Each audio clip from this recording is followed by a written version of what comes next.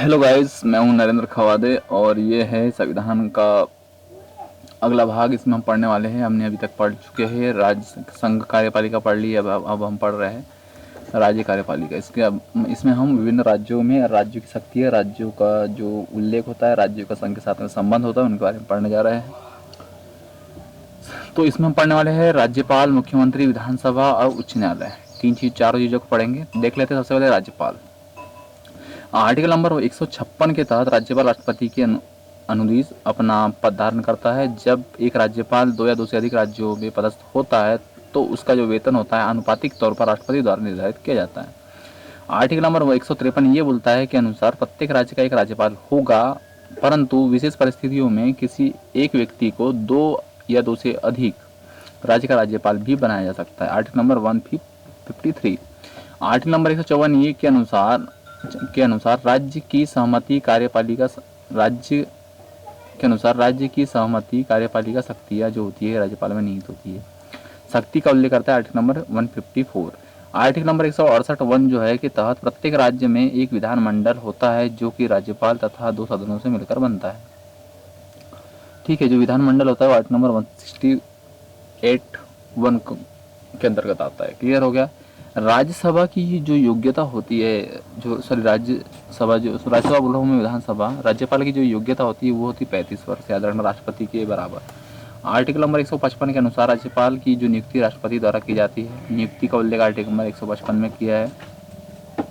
उसके बाद में देख लो कार्य शक्ति की बात करें तो राज्य कार्यपालिका के समस्त कार्य राज्यपाल के नाम से संचालित होते हैं, जिसके लिए वह एक मंत्रिपरिषद का गठन करता है।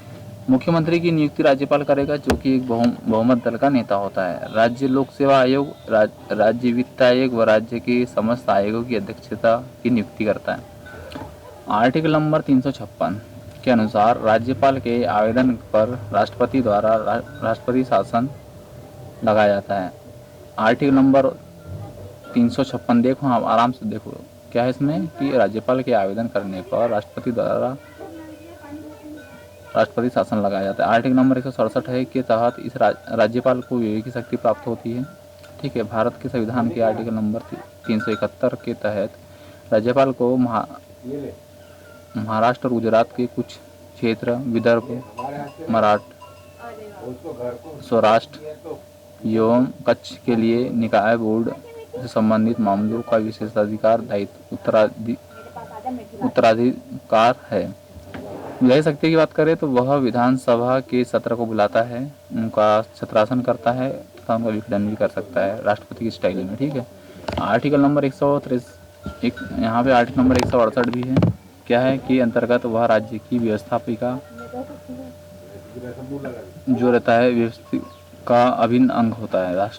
राज्य की व्यवस्थापिका का अभिन्न अंग होता है। विधान परिषद के कुल सदस्यों की 1/6 सदस्यों को मनोनीत करता है।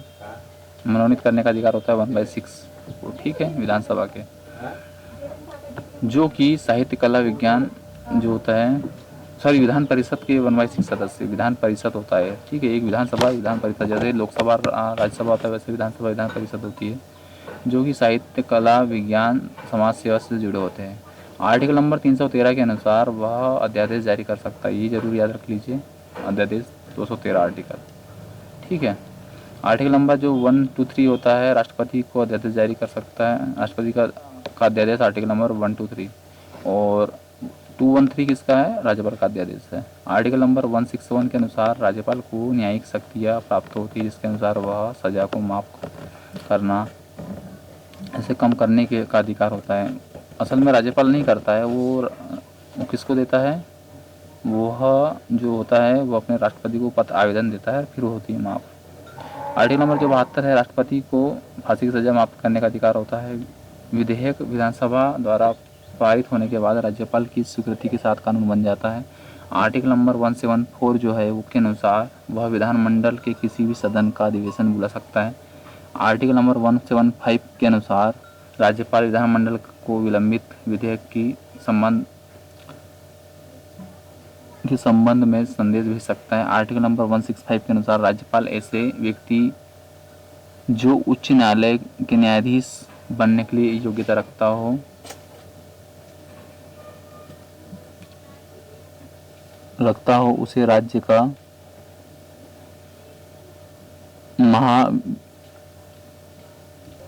ये जो है ना, किसी भी अपनी योग्यता रखता हो उसे महाधिवक्ता घोषित कर सकता है।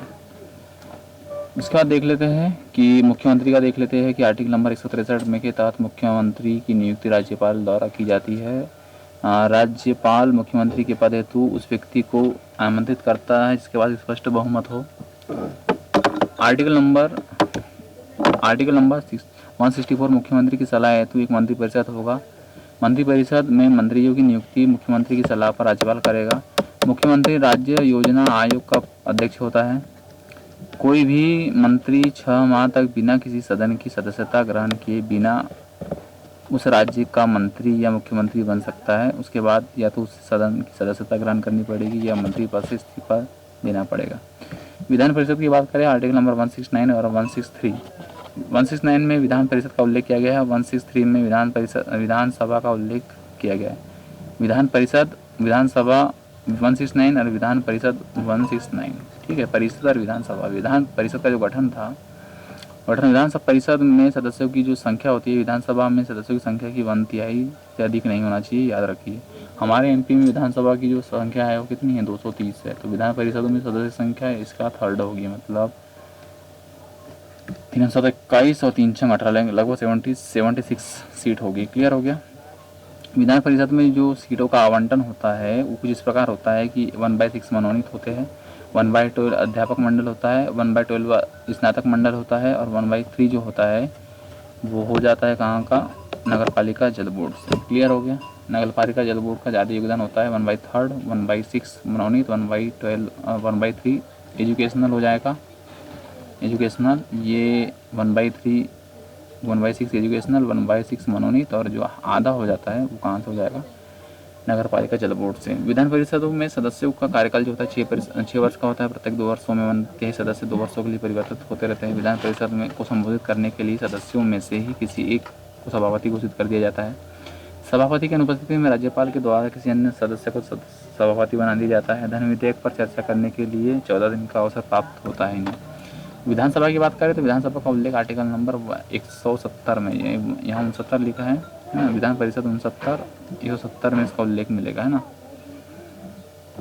नहीं सॉरी, ये उसी में मिलेगा। विधानसभा का उल्लेख 163 में, 170 में ये बोला गया है कि विधानसभा में सदस्यों की जो संख्या है वो अधिकतम 500 तथा न्यूनतम 60 हो सकती है, किंतु कुछ राज्यों में इनकी न्यूनतम संख्या 60 से कम है, जैसे कि गोवा में 40 है, सिक्किम में 32 है, मिजोरम में 40 है, पांडुचेरी है, यहाँ पे इसकी संख्या जो है 30 है विधानसभा की सीटों की। क्लियर हो गया। न्यूनतम आयु जो होती है इसमें 25 वर्ष होती है, ये भी याद रख लीजिए आप। विधानसभा का जो कार्य अधिकार होता है कुछ इस प्रकार होता है कि विधानसभा को संविधान द्वारा राज्य सूची पर कानून बनाने का अधिकार है। राज्य सूची पर राज्य का मुख्यमंत्री विधानसभा का नेता होता है। सामूहिक उत्तरदायी जो होता है वो सिद्धांत के परिणाम स्वरूप जो विधानसभा के प्रति मंत्रिमंडल जो है सक्रिय अपने दायित्व का संदर्भ में उत्तरदायित्व होता है, ठीक है। जो मंत्रिपरिषद है विधानसभा के प्रति उत्तरदायी होती है, ये सामूहिक उत्तरदायी सिद्धांत का अनुसार है, ठीक है। इसके बाद देख लेते हैं अगला, उच्च न्यायालय की बात करें तो संविधान के अनुच्छेद 214 में उच्च न्यायालय का उल्लेख मिलता है, जिसके तहत प्रत्येक राज्य में एक हाईकोर्ट होगा। वर्तमान टोटल 25 उच्च न्यायालय है।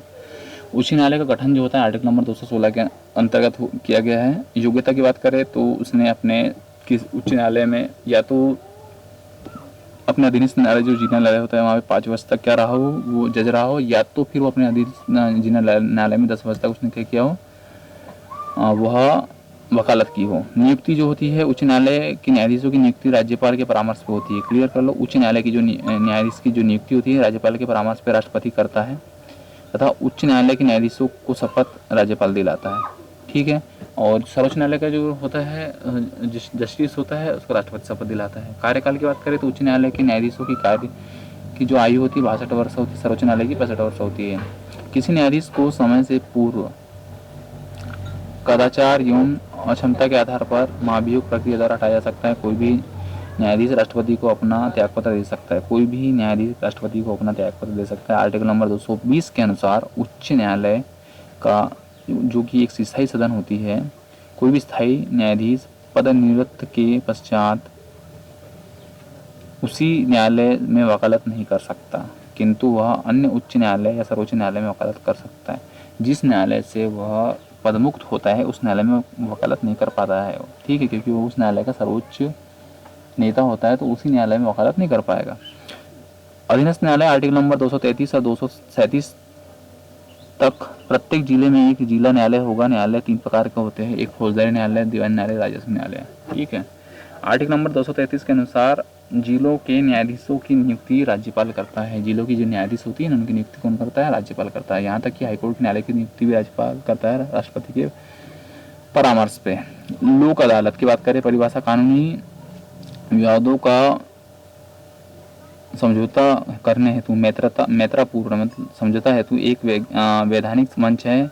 देश की पहली लोक अदालत महाराष्ट्र में स्थापित की गई थी, ठीक है। संवैधानिक संस्था की बात करें तो संवैधानिक संस्था भारत में, जैसे कि भारत का जो एक महान्यायवादी पद होता है, आर्टिकल नंबर 76, भारत का राष्ट्रपति एक जैसा शक्ति को, जो कि भारत का राष्ट्रपति एक जैसा व्यक्ति जो सर्वोच्च न्यायालय के न्यायाधीश की योग्यता रखता है उसे महान्यायवादी घोषित कर देता है। यह भारत का सरकार का विधि अधिकारी होता है। यह मंत्रिमंडल का सदस्य नहीं होता है, परंतु उसे किसी भी सदन में बोलने का अधिकार होता है। जिस मंत्रिमंडल में महान्यायवादी की नियुक्ति की जाती है उस मंत्रिमंडल के कार्यकाल के दौरान तक वह महान्यायाधीश पद पर बना रहता है। जैसे मंत्रिमंडल चेंज, महान्यायवादी चेंज। अगला देखते हैं नियंत्रक एवं महालेखापाल, जैसे सीएजी बोलता जाता है। आर्टिकल नंबर 148 में इसका उल्लेख है।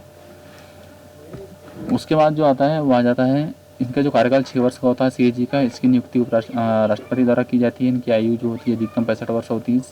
इनका कार्य केंद्र और राज्य के बीच में लेखांकन करना होता है। आर्टिकल नंबर जो 151 के अनुसार जो केग होता है, सीएजी अपनी रिपोर्ट केंद्र के संबंध में राष्ट्रपति को और राज्य के संबंध में राज्यपाल को प्रस्तुत करता है। CAG control of attorney general, ठीक है। फिर आता है यूपीएससी की बात करें तो यह संघ लोक सेवा आयोग, आर्टिकल नंबर 315 में इसका उल्लेख है। यूपीएससी जो है इसके अंतर्गत होने वाली परीक्षाएं जो होती है, जैसे IAS, IPS, IAF, IES, CDS, NDA, ये प्रमुख परीक्षाएं होती है। क्लियर हो गए। इन सेवाओं के सदस्यों की नियुक्ति राष्ट्रपति द्वारा की जाती है। इन लोक सेवा आयोग की नियुक्ति राज्यपाल करता है।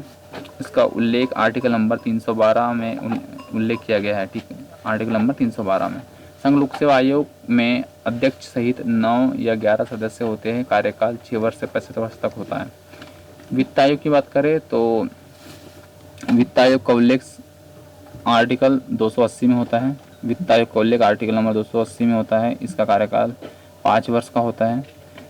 कार्य राज्य और केंद्र के मध्य करों का आवंटन वित्त आयोग जो होता है, कार्य वित्त आयोग जो होता है, ये क्या करता है? राज्य और केंद्र के मध्य करों का आवंटन करता है। वित्त आयोग के पहले अध्यक्ष कौन थे? केसी नियोगी, 1951 में। ये पहले अध्यक्ष का नाम याद रख लीजिए।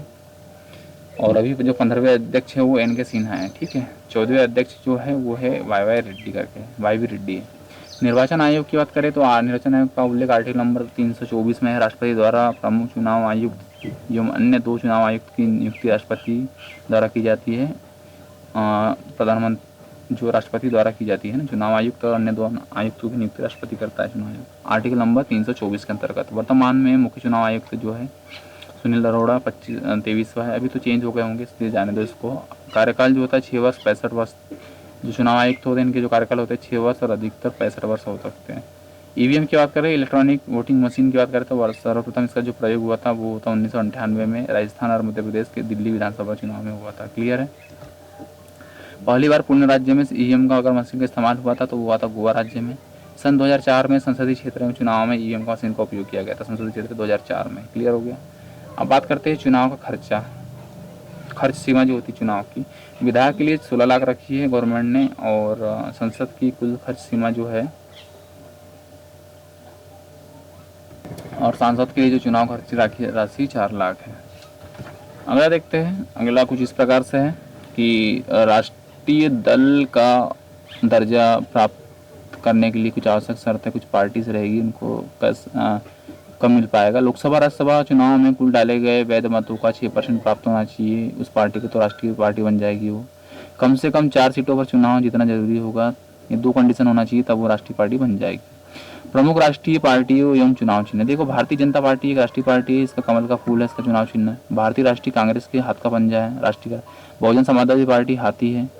भारतीय साम्यवादी पार्टी है हंसिया, और राष्ट्रवादी कांग्रेस पार्टी है घड़ी।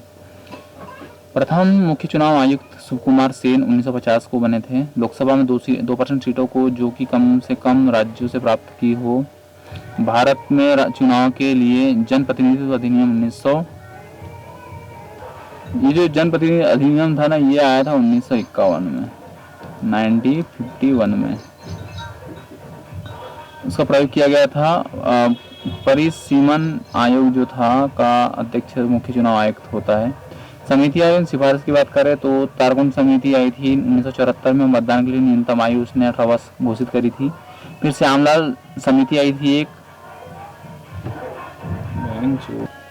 ये प्रमुख समितियां थी। समितियों में पहले तारकुंड समिति 1974 में आई थी, इन्होंने बोला था मतदान के लिए न्यूनतम आयु 18 वर्ष। फिर आई श्यामलाल सगदर समिति 1981 में, मतदान के लिए जो है परिचय पत्र होना आवश्यक है, इन्हें बोला था। फिर दिनेश गोस्वामी समिति आई 1989 में, इन्हें ईवीएम का प्रयोग आरक्षण के लिए अनुसार पद्धति से हो, ये बोला गया था।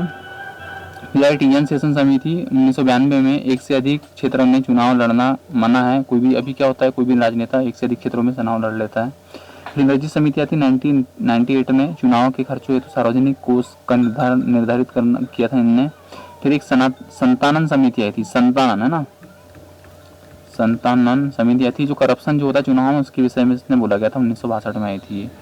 क्षेत्रीय मंत्री परिषद की बात करें तो भारत के संविधान में कहीं पर भी क्षेत्रीय मंत्री परिषद का उल्लेख नहीं किया गया है। राज्य पुनर्गठन अधिनियम 1956 के द्वारा की गई है, जिसके तहत भारत के मुख्य 5 क्षेत्रीय मंत्री परिषद का विभाजन किया गया है। उत्तरी क्षेत्र, दक्षिणी पूर्वी क्षेत्रीय मंत्री परिषद, पश्चिमी क्षेत्रीय मंत्री परिषद और मध्य क्षेत्रीय मंत्री परिषद। ई प्रशासन क्या होता है भैया? तो ई प्रशासन एक प्रकार का मिशन कोड परियोजना है, जिसके तहत सेवाओं को कंप्यूटरीकृत करना है। 15 अगस्त 2000 को सरकार ने सूचना प्रौद्योगिकी मंत्रालय में ई प्रशासन केंद्र की स्थापना की थी। एनआईसी नेशनल राष्ट्रीय सूचना नेशनल इंफॉर्मेशन केंद्र होता है, और NICNAT जो नेशनल इंफॉर्मेशन सेंटर नेटवर्क होता है इसे खुलवा। पंचायती राज की बात करें तो आर्टिकल नंबर 40 में पंचायती राज का उल्लेख किया गया था। 1953 में 73वें संविधान 1953 में 73वें संविधान संशोधन के परिणाम स्वरूप संभव हुआ था। ये 1953 नहीं है, ये ना, ये था 1993 था। और 73वें और 74वें संविधान संशोधन 1993 के तहत स्थानीय शासन के तीसरे स्तर पर सरकार बनकर सामने आई है ना। नोट देखो, 74 संविधान संशोधन 1993 था यार। ये नगर पालिका उल्लेख 74 संविधान संशोधन 1993 में नगर पालिका का उल्लेख मिलता है आपको। सर्वप्रथम राजस्थान के नागौर जिले में 2 अक्टूबर 1959 को जवाहरलाल नेहरू ने पंचायत की नींव रखी थी, और उस दिन पूरे भारत में पंचायत बनना चालू हो गया था। इसे भारत में 24 अप्रैल 1993 को लागू किया गया था। क्लियर हो गया? इसके बाद इसी के साथ भारत में त्रिस्तरीय राज्य व्यवस्था चालू की गई थी। लोकसभा, राज्यसभा, विधानसभा, मंत्री परिषद और पंचायती राज में ग्राम पंचायत, नगर पालिका, पंचायत। केवल पश्चिम बंगाल में 4 स्तरीय राज्य व्यवस्था लागू है। और पंचायती राज के संबंध में आर्टिकल नंबर 243 में इसका उल्लेख मिलता है आपको। उच्च स्तर जिला पंचायत परिषद, मध्य स्तर पंचायत समिति और निम्न स्तर ग्राम पंचायत है। इसमें ग्राम पंचायत संबंधित कुछ समिति आई थी। बलवंत राय मेहता समिति आई थी, ये आई थी 1957 में। फिर आई 1977 में अशोक मेहता समिति। फिर आई एन सिंघवी समिति 1986 में। फिर आई PK समिति, ये आई थी 1989 में। त्रिस्तरीय पंचायत की राज की बलवंत राय समिति ने बोला था। द्विस्तरीय पंचायत राज की बात की थी अशोक मेहता समिति ने। पंचायती राज को संवैधानिक दर्जा मांग की थी, ये सिंघवी समिति ने की थी। और पंचायती जो एक PK समिति थी एक, इस समिति ने बोला था कि पंचायती राज को संवैधानिक राज का दर्जा दिया जाए, है ना। ग्राम पंचायत राज व्यवस्था 3 प्रकार की स्तर होती है: ग्राम सभा, पंचायत और नगर पंचायत। ग्राम सभा, प्रत्येक नागरिक जो कि 18 वर्ष की आयु पूर्ण कर चुका है वह ग्राम सभा का एक नागरिक होता है। पंचायत की बात करें तो पंचायत का जो मुखिया होता है वो सरपंच होता है, जिसका कार्यकाल 5 वर्ष का होता है।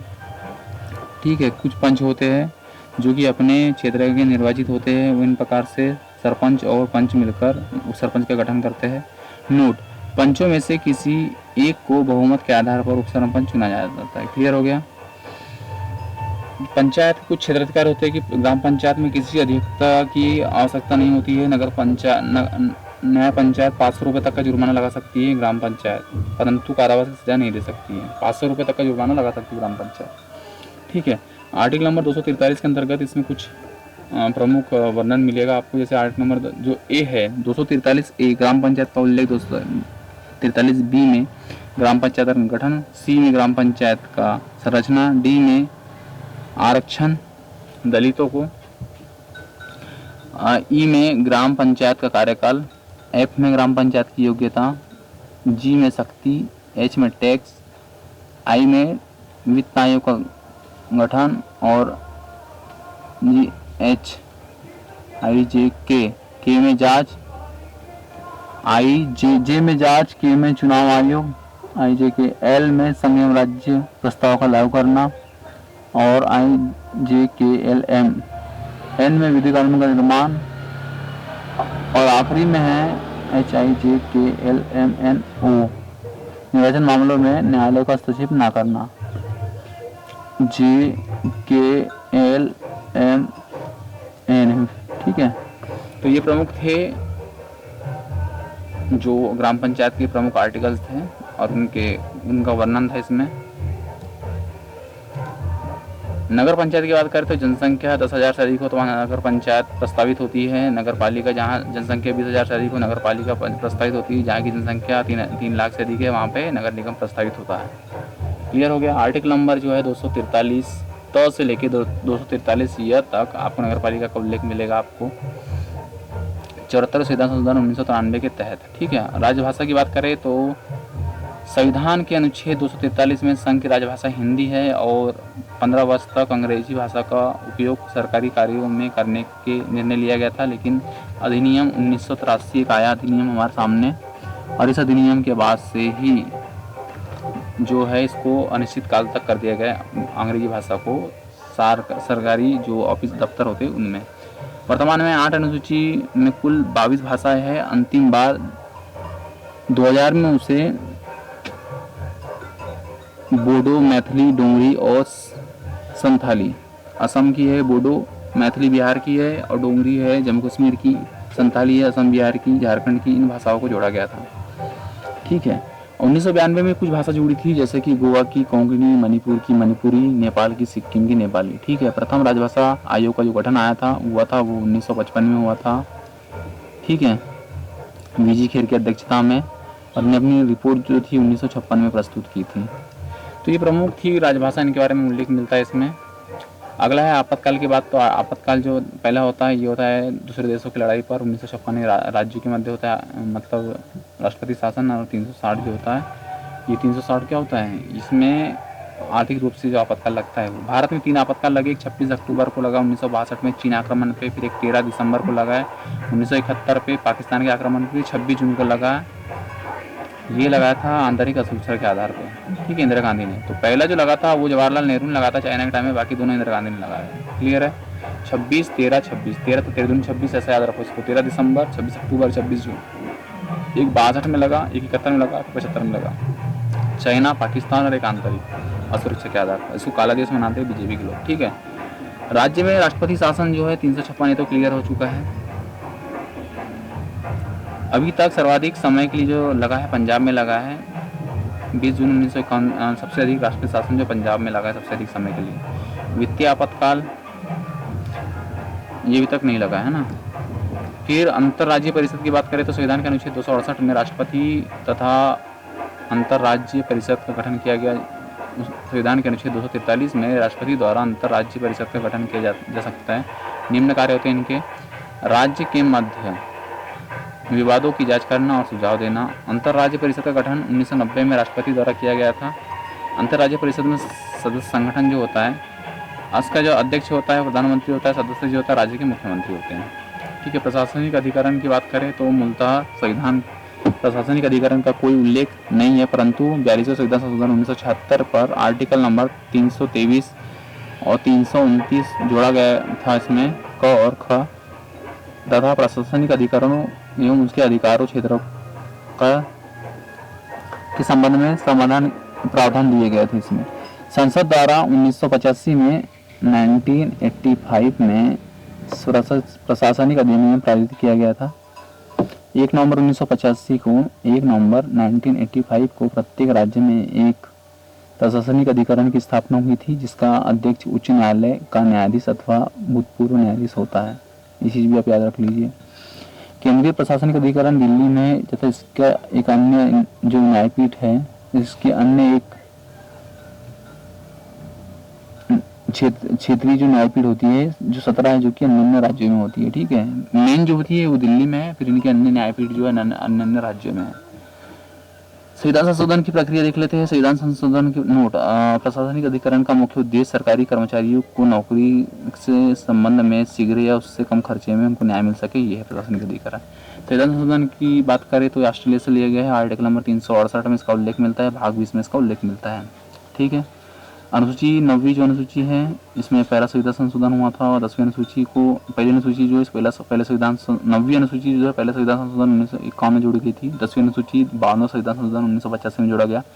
11वीं अनुसूची 73वां संविधान संशोधन 1993 में, और 12वीं अनुसूची जो थी 74वां संविधान संशोधन 1994 में जोड़ा गया। संविधान संशोधन जो है अब तक 104 बार हो चुका है। भारत में भाषा संबंधित कुल 22 भाषाएं हैं।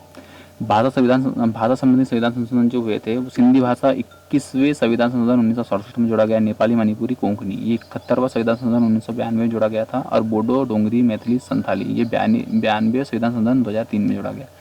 तो भाषा संबंधी 3 संविधान संशोधन हो गए थे। उम्र संबंधित हाईकोर्ट में 60 से 62 कर दी थी, और सुप्रीम कोर्ट में 60 से 65 तक उम्र बढ़ा दी थी, 60 से 65 तक। तो ये जो हुआ था, जो हाईकोर्ट का जो हुआ था वो 15वां संविधान संशोधन 1963 में हुआ था, और सुप्रीम कोर्ट का 41वां संविधान संशोधन 1976 में हुआ था। वोटिंग संबंधित जो उम्र संबंधित संविधान संशोधन जो हुए थे, जो वोटिंग की उम्र है 21 से 18 की थी 61वां संविधान संशोधन 1989 में। क्लियर हो गया। आपातकाल की बात करें तो आपातकाल पंजाब में सबसे ज़्यादा संविधान संशोधन हुए थे। 48वां, 52वां, 63वां, 64वां, 67वां, 68वां संविधान संशोधन जो हुए थे ये आपातकाल लगे थे। पंजाब में सबसे अधिक लगा था 68वां संविधान संशोधन, 5 वर्ष के लिए आपातकाल राष्ट्रपति शासन 1991 में पंजाब के अंदर। क्लियर है। इसके बाद देखते हैं जनगणना संबंधित जो संविधान संशोधन हुए थे उसमें जो था सेकंड संविधान संशोधन जो हुआ था उसमें पहली बार जनगणना 1951 में की गई थी। 84वां संविधान संशोधन 2004 में होता है। जनगणना 1971 की जाती है। 87वां संविधान संशोधन 2003 में होता है। 2001 की जनगणना। 86वां संविधान संशोधन 2002 में होता है। 15% तक ही मंत्रिपरिषद होगी, ये 86वां संविधान संशोधन 2002 में बोला गया था। जनगणना संबंधित है। ठीक है। और एक हुआ था हमारे 91वां संविधान संशोधन 2009 में हुआ था। मंत्रिपरिषद में केंद्र में PM प्लस मंत्री और राज्य में CM प्लस मंत्री होता। आरक्षण संबंधी बहुत ज़्यादा जरूरी है। 70वां संविधान संशोधन जो होता है SC/ST को आरक्षण दिया गया। 77 जो संविधान संशोधन हुआ था, और 89 संविधान संशोधन से SC/ST का आयोग बनाया गया था। ये हुआ था 1995 में 77, और 89 जो हुआ था 2004 में होता है। ठीक है, सॉरी 2004 नहीं 2009 में है ना। 42वां संविधान संशोधन जो है इसको एक लघु संविधान भी बोला जाता है। ये हुआ था 42वां संविधान संशोधन 1976 में।